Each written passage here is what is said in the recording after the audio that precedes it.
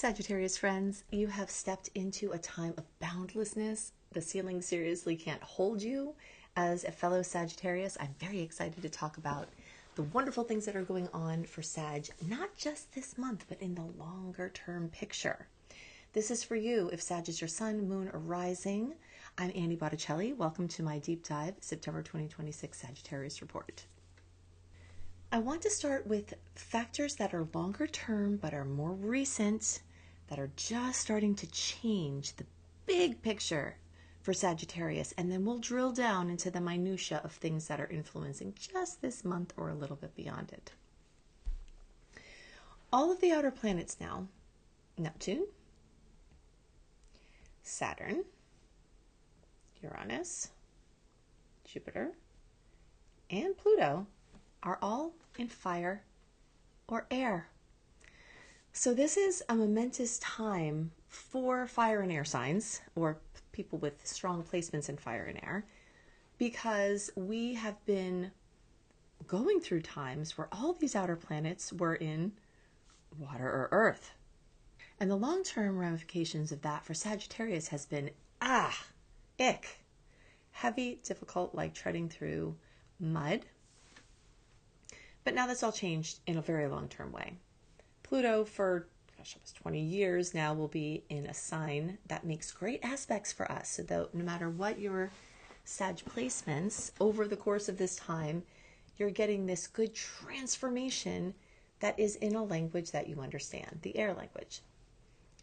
For around 14 years, Neptune will be in fellow fire sign. For 3-ish years, Saturn will be in fellow fire sign. For around 7 years, Uranus will be in your opposing and complementary sign, Gemini. And for a year, we have Jupiter in fellow fire sign, and Jupiter is our ruler. And this is very recent, and I'm going to celebrate this every month.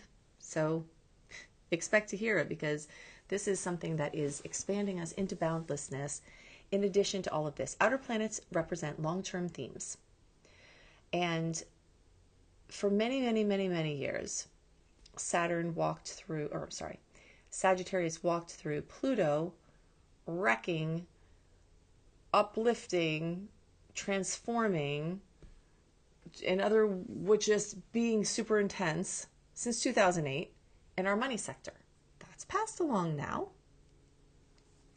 And now as it moves through our house of communication, how we take in information and put it out, how we interact with other people socially, and those social relationships we have that are so fulfilling for us. We've got transformation that speaks this language we can understand. It all has to do with us taking information in, putting it out, and trying to make the world a better place. Sagittarian ideals are very uplifted through this placement. For many years, we had Neptune moving through Pisces, squaring our Sag placements and just really putting pressure on home, family, and housing for a really long time. For the last few years, we had Saturn pressure there, making squares. A square with a quick-moving planet like the Sun or Mercury, which we'll get to, is not a big deal. It's like it passes, but squares with outer planets, even though the whole transit lasts many, many years, it even spends years right at our degree moving along sometimes. So the home and family and housing, our inner world, our foundational world, has just been getting upturned, pressured, dissolved, every kind of thing. And now Neptune, the spiritual energy, Saturn, the material building energy, is in our 5th house of creativity. Children, if you've been trying to have a baby, this could be the years you step into where you've got the support from these outer planets. If you've been having creative things you've always wanted to do, this could be the years that this happens. And you'll be feeling a special boost of this now because of some of the short-term things, which we'll get to, but it's, these are long-term things that have started, and some of the things have really just clicked recently, like the Jupiter thing. This is also the house of true love, and our relationships are going to be tested by Saturn. They're going to be spiritualized by Neptune, but all the while they're speaking the language of fire. So this is helping us create more passion, more fulfillment in our creative endeavors and in our romantic relationships and with children, or our own children or others in our lives. Uranus in Gemini is making us have new ideas and making us be drawn to learn different things, which feeds into Jupiter being in the 9th house of teaching and learning. So many Sages are going to be getting drawn to new education opportunities and new teaching opportunities. And for the whole year of July of 2026 to July of 2027, we have one of our best years yet for taking courses, teaching courses, writing books, publishing, speaking, international travel, all the things that are Saggy. Different languages. You can learn a language this year more easily maybe than other times. Immigration, spending a year abroad, international business. But there's this major expansion and you're doing things in different ways. So the ways you did them before are becoming obsolete, and some of that is because of AI. Of course, we have to deal with that. And maybe you are being forced. Maybe your hand, like me in some ways really, is being forced to do some things differently because things are changing. But this is in a language we understand. This is the language of taking in information and putting out information. Now, Uranus in this placement is going to add some instability and some surprises into our relationship space where people can come in and exit suddenly, for better or worse, where people can surprise us in wonderful, revitalizing ways where we had problems with people and now they have a great attitude change and everything is better. Or people around us can become unstable. There are many different ways that this Uranus placement can occur, but at least it's speaking the same language. And that's very different to what was going on before. And I think in general, this is an easier path for Sag to navigate. Okay, so all of these things are adding to our boundlessness. And seriously, the ceiling can't hold us. I mean, Sag is like that anyway.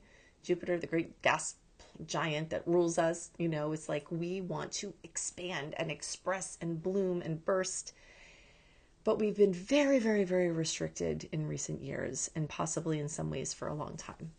And I feel, especially with me pointing out, you're going to notice the ways that this is becoming freed. Okay, so it's very exciting. Now, in the short term, we've got the Sun and Mercury in Virgo, making us ask questions about our work, everyday things, our health, our wellness, our pets, our animals, giving us information, shedding light on these things, maybe adding focus, maybe adding renewal. And also the topic of our service and how we are contributing to the world. And specifically for Sag, that service energy of Virgo rules our 10th house of work. So Sag people tend to really feel like they need spiritual alignment in their job. It's not always possible. It is something that can be worked towards or done on the side. But that question, the way you're serving, is it toe taxing on you? Is it sustainable? Do you feel like you're doing enough? Are there things you still want to do? Those are going to come up this month. Now, as I was alluding to before, and then also the new moon on the 10th. There'll be a new moon in Virgo joining this Mercury and Sun party in Virgo. Now, all of that energy squares Sag. So we will feel that a little bit. But again, like I mentioned before, a fast-moving planet in a square is just a couple of days of a little blip.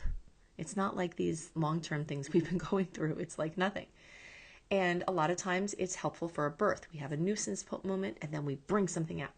Really the biggest experience that I can see happening, and this happens every year when the planets start to get into Virgo, at the end of August into September. Sometimes that's staggered a little bit for some of the other planets besides the Sun.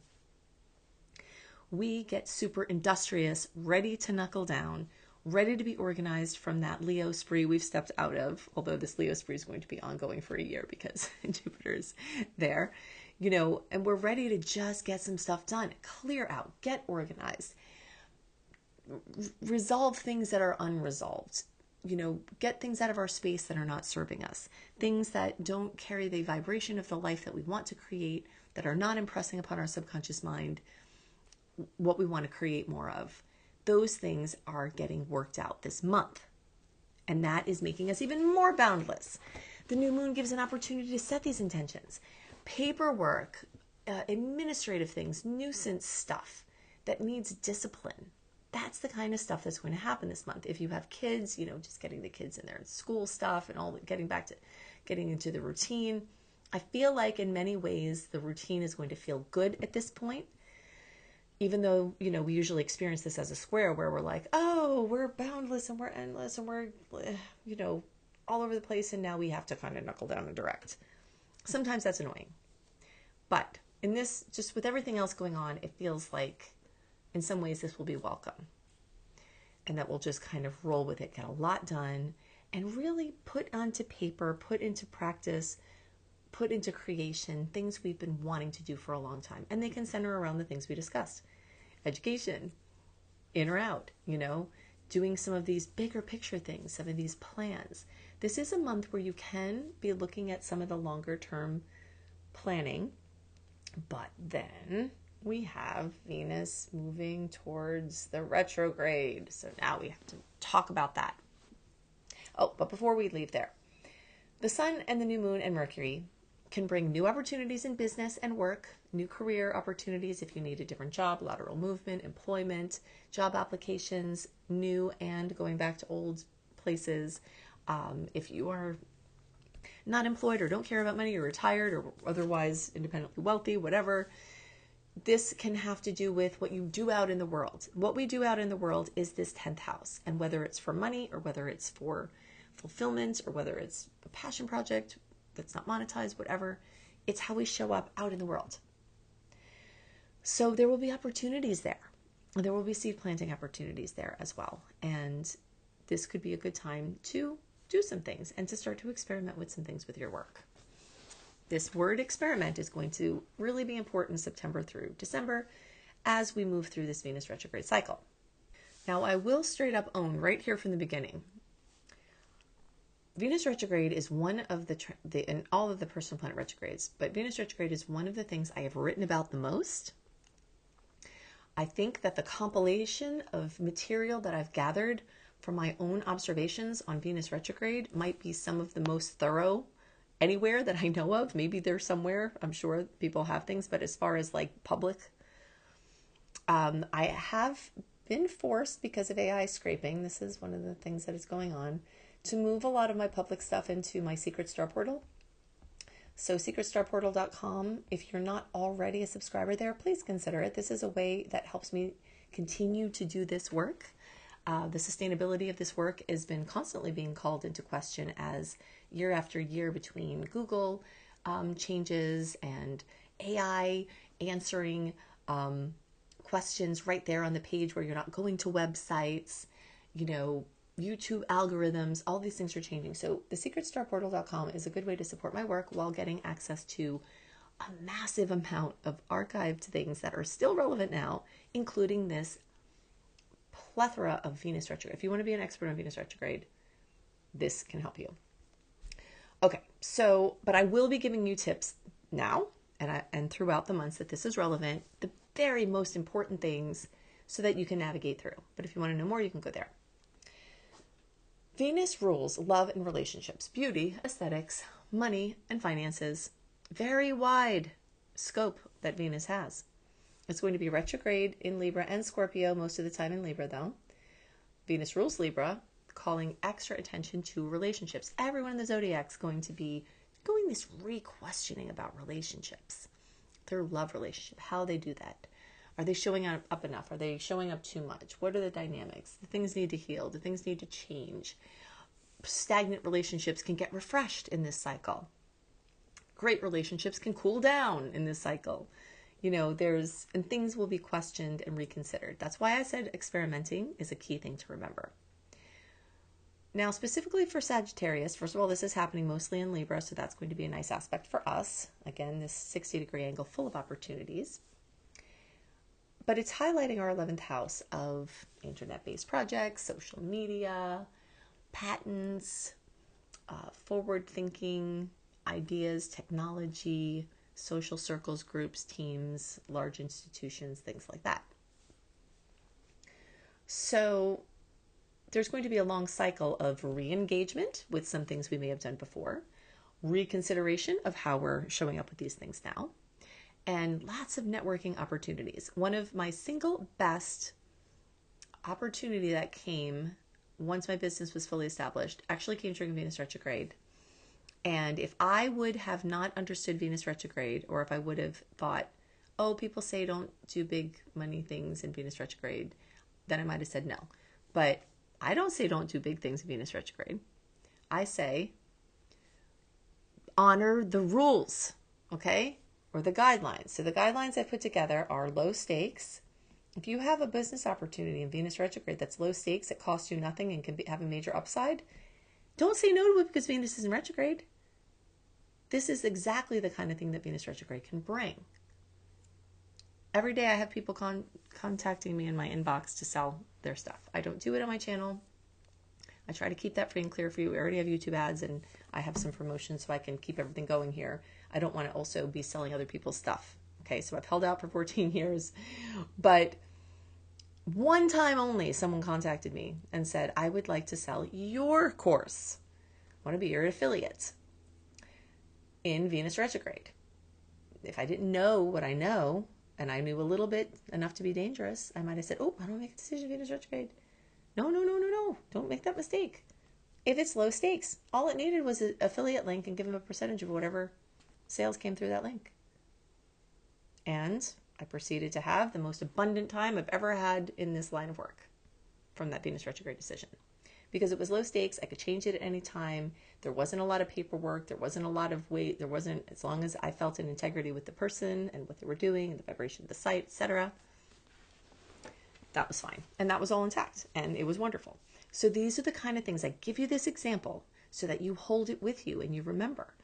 You may have opportunities that come at this time. You probably will. And when you do, are they low stakes? Are they easy to change? Is it something that it's okay if it only lasts a year and a half, which tends to be a Venus, a full Venus retrograde cycle. A full Venus cycle going through its orbit. There's a 9-month point. And anyway, there are key points along the way that total up to about 18 months. And there is a very common time frame of Venus retrograde things that are about a year and a half or less. If you want to launch your big business that you want to be in process for a long time, not the best time to do it. If you want to launch a division of a business you already have, you want to experiment, you want to go back to something you did, great. Okay, so those things will be happening and you will be noticing that. Other thing I forgot to mention about all that Virgo energy is that this is the house of father and sometimes male figures or male-ish figures in our life. Someone, and I've seen strong single moms show up in this house, like someone that is Saturnian to you, basically, like that holds the discipline, the responsibility, that kind of father figure, boss, authority figure, or you as that person. There's going to be a lot of energy there as well. So you may notice that dad needs you, or you need dad, or something significant happens there. Okay, a couple more things I want to mention about this month. We do have Mars moving through water sign of Cancer. So in the short term, these movements are not the best, right? The Virgo ones and Mars, as far as matching with Sag, it's fine. It's fast. We'll feel it. It'll be a little annoying. Mars in Cancer will want to put out our fire a little bit. It's going through the water Scorpio house. Wherever Mars goes, our obsession flows is my little phrase that I like to use when we're talking about Mars. So you will be obsessed with things like legacy, inheritances, wills. This could be an okay time to reevaluate those kind of things. But just remember, the timeline that you might not be seeing things clearly when Venus is in retrograde, and making too big of a change. It's just tread lightly, but some things that you can tend to dot your I's and cross your T's: loans, refis, capital, dealing with taxes, credit cards, sweepstakes, finding money on the street, random windfalls. All of that is more possible with this transit, which is kind of cool. But there will be a lot of focus on home, family, and housing, and like these deeper relationships where you're financially entangled, whoever they are with, institutions or family or spouse or whatever. And this is a little bit of an awkward angle for Sag. It's going to be a little emotional from that. You know, we've got all this outer planet energy and Venus kind of buoying us up, making us boundless. But we've got some of these little things going on here. And I think in a way they're kind of grounding. That's how I always describe it, right? We need to be grounded sometimes. We need to be organized. We need to have our grounding cord and feel centered. And all of the earth energy is going to help us do that. This water energy will help us stay emotionally connected as we move through it. And to really take the time to connect with people about important matters, like financial things.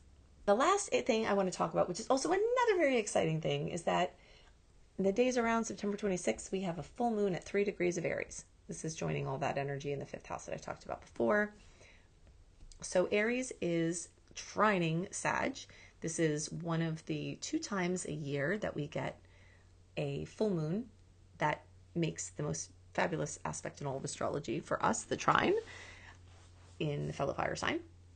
So that's very exciting. Autonomy, independence, unique expression, physical body through healing or through identity, alignment, getting clarity of who we are and what we came to do, sometimes by way of who we are not and what we did not come to do. Sometimes we have to feel that very strongly first to be more established in what we are doing. And then this is happening in the house of children, true love, romance, hobbies, fun, bucket list stuff, and our creative expression. Fashionistas, athletes, people who are out in the limelight, you all may get an extra special boost. People who are not, you may become in the limelight or come into the limelight. All Saggies can get goodies from this, but early degree friends, so December born friends, you may have more of a kiss from this full moon. And people about like from 0 degrees until around 8 degrees. If you know your placement, if you have any Sag placement in there, it's going to get a special kiss from this full moon. Venus doesn't officially go retrograde until October, but the shadow period starting from August 31st deepens every day into September as we get into early October when it turns. So all the things I talked about with that are just going to be deepening every day. I gave you a bunch of dates. If you want all the best and worst aspect dates and what to do with them, go in another browser right now to anniehelpsyou.com, click on Unleash, get the welcome letter into your inbox, click on the archive, and you'll see September 2026 astrology there. That is the list. It will say sweet and salty dates, sweet and salty report, and that has the best and the worst things to know about, plus my write-up. I do all of my own writing. My Capricorn parts are helping me to be very old school in that way, that I'm not succumbing to the temptation of ease of letting a machine think for me. And so if you enjoy that and you want to have a nice write-up, then you can get that at anniehelpsyou.com. If you are late degree Sag friends, so birthdays like December 15th through the rest of the sign or 23 degree placements through the rest of the sign, I suggest you additionally listen to my Capricorn report, and that's a very, very exciting report as well. Some big breaks for Cap placements coming, so you late degree friends will benefit from both readings, so you can go and listen to that report now. Everyone else, I hope you have a wonderful month, and I'll see you next month. Bye.